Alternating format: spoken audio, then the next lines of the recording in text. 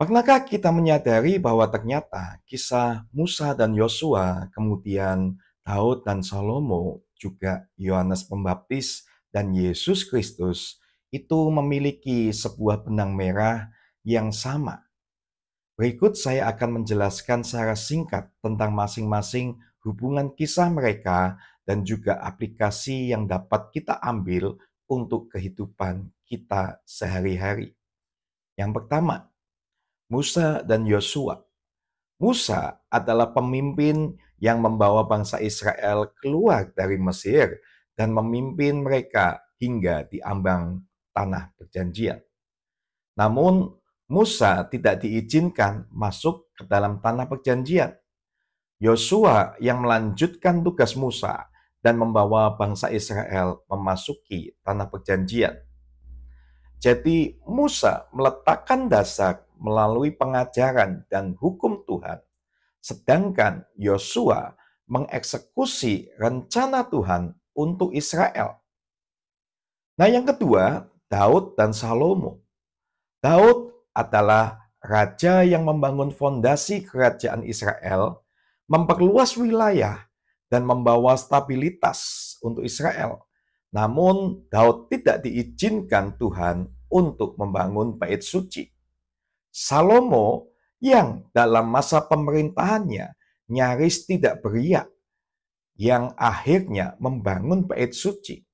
Sesuatu yang dirindukan Daud tetapi digenapi oleh Salomo.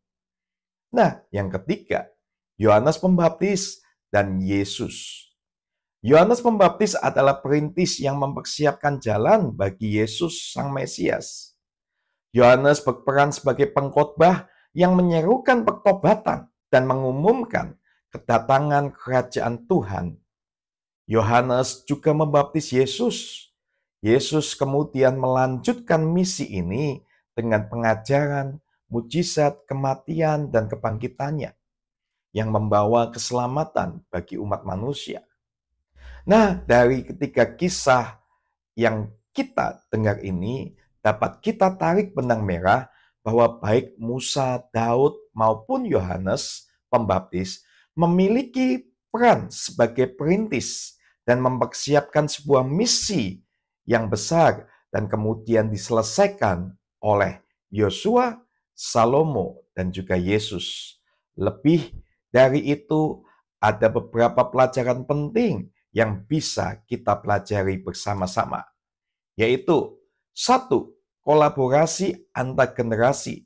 Sama seperti Musa dengan Yosua dan Daud dengan Salomo, kita perlu membina hubungan dengan generasi yang lebih muda atau lebih tua untuk melanjutkan pekerjaan yang baik. Yang kedua, kerendahan hati dalam memimpin dan mengikuti.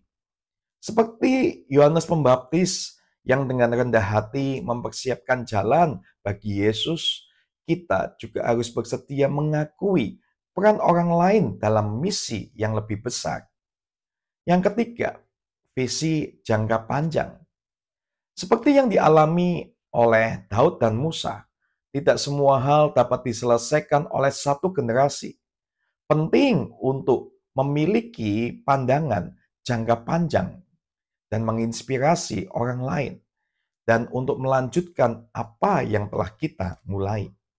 Yang keempat, keteguhan dan kesetiaan kepada panggilan Tuhan. Nah, setiap pemimpin dalam kisah ini dari Musa hingga Yesus menunjukkan keteguhan dalam melayani sesuai panggilan mereka. Bahkan ketika mereka tidak melihat hasil akhir selama hidup mereka. Dari sini kita bisa belajar pentingnya melihat gambaran besar yang bersedia menjalankan bagian kita dengan setia, dan pentingnya menyiapkan generasi penerus dengan meletakkan fondasi iman dan kepercayaan yang kokoh kepada mereka. Karena kita hidup bukan hanya untuk kita saja, namun apa yang sedang kita kerjakan sekarang akan menjadi fondasi lanjutan bagi anak cucu kita di kemudian harinya.